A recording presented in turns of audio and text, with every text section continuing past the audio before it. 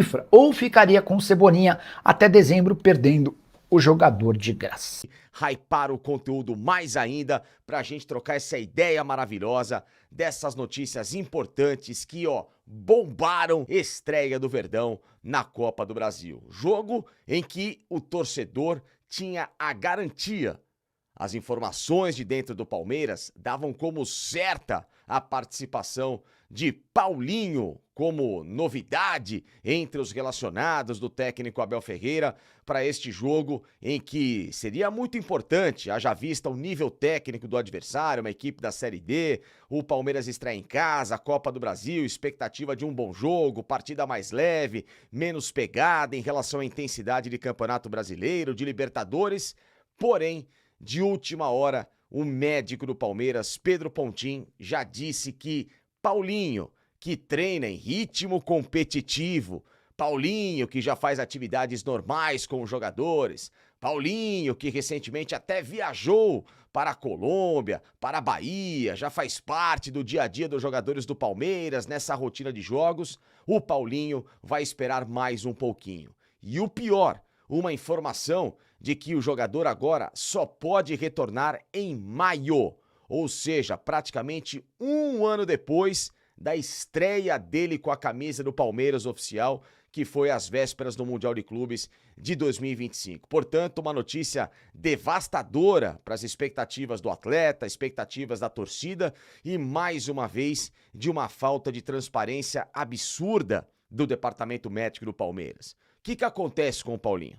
Qual é a resposta que vocês têm para dar para o torcedor dessa vez? Paulinho tem dores? Paulinho está machucado, de fato, de alguma outra questão que não seja a perna? Uma questão muscular? Joelho? Sei lá, qualquer outra explanação que faça jus a ele não conseguir jogar 15 minutos, míseros 15 minutos, contra a equipe do Jacuipense? Porque se o Paulinho não consegue jogar 10 minutos, já que ele está em ritmo competitivo, entende-se que o Paulinho tem algum problema.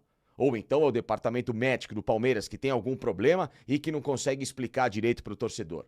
Uma falta de comunicação absurda num momento em que justamente o Palmeiras precisa de um grande reforço vindo do banco de reservas. Um jogador que faça a diferença e um jogador que precisa muito ser trabalhado o quanto antes para entrar em forma para as fases mais agudas da temporada, ajudar o Palmeiras a se classificar na fase seguinte da Libertadores da América, passada a fase de grupos, um Palmeiras abrir cada vez mais vantagem nessa liderança do Campeonato Brasileiro, em que o Palmeiras joga aqui, sempre na conta do chá, tendo um Flamengo na cola, jogando muita bola, vai ter confronto direto daqui a pouquinho, Flamengo que tem jogo a menos, ou seja, um Paulinho seria de suma importância para não deixar esse grande adversário com ele em campo, evidentemente, tentar fazer com que o Palmeiras não perca essa vantagem que ele tem. E mais uma vez, o torcedor fica a ver navios. Uma explicação que não cola, uma explicação que não faz o menor sentido, se enrola mais uma vez o departamento médico do Palmeiras para explicar, porque, reitero, se o médico vem a público dizer que ele está em ritmo competitivo de treino,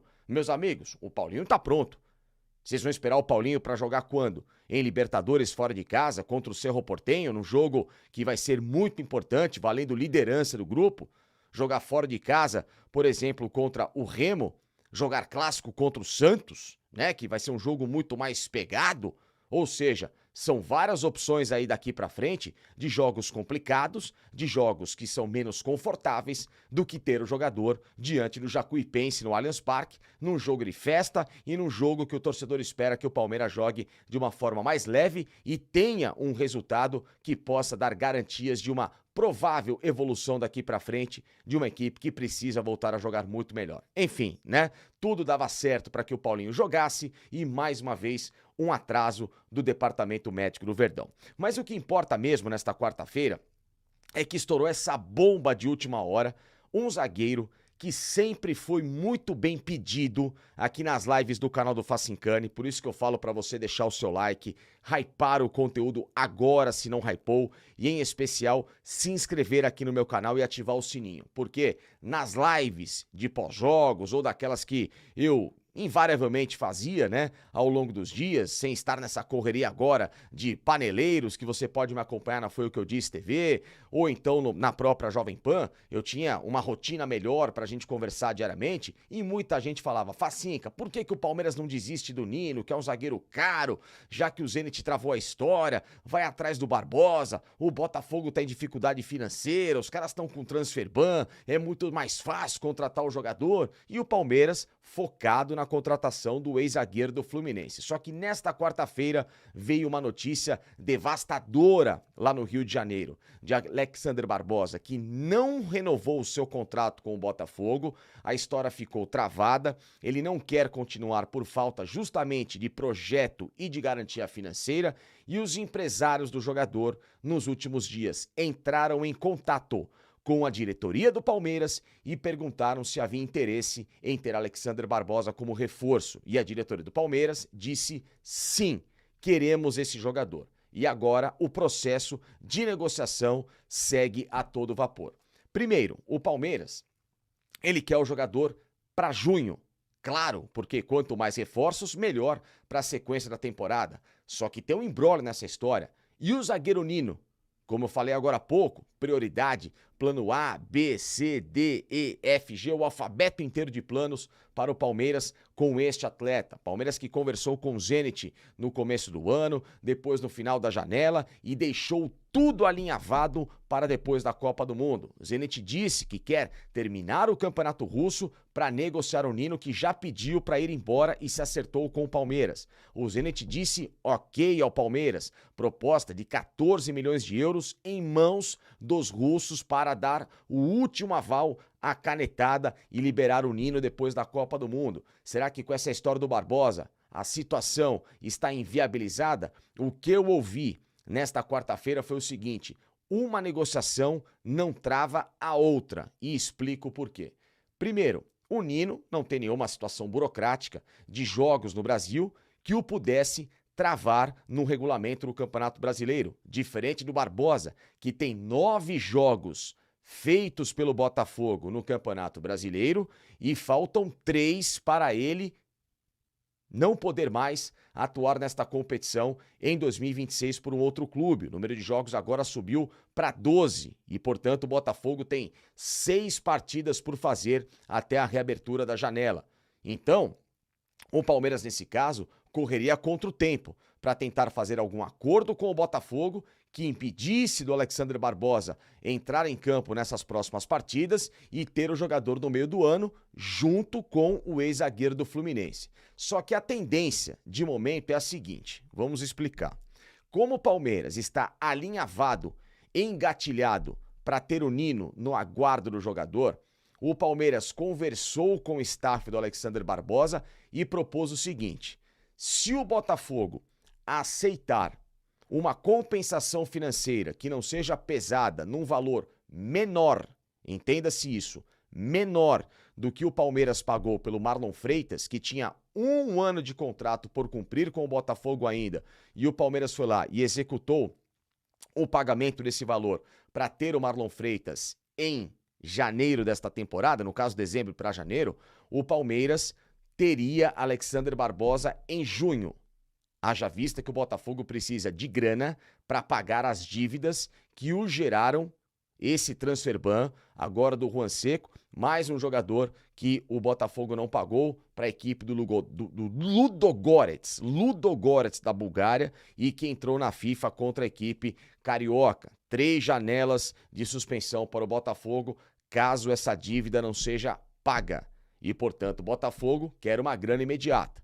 Então, se o Botafogo aceitar esse acordo e o Palmeiras costurar, o que ele faria? Negociaria com o Botafogo, seguraria a escalação do Alexander Barbosa ou o liberaria agora e aí o jogador se apresentaria na próxima janela de transferências ao Palmeiras. Como isso é pouco provável por enquanto no cenário, o Palmeiras propôs uma outra história: fazer um pré-contrato com o Alexander Barbosa ele termina a temporada no Botafogo e o Palmeiras recebe o jogador no final do ano, portanto apenas para 2027, com a garantia da chegada do Nino após a Copa do Mundo. Então, é um cenário em que duas negociações acontecem, uma muito bem engatilhada, alinhavada, só faltando aquela última canetada, e a outra rolando com essas duas possibilidades. Então, a tendência maior é o Palmeiras focar em resolver a história do Nino e tentar guardar o Alexander Barbosa para o final do ano.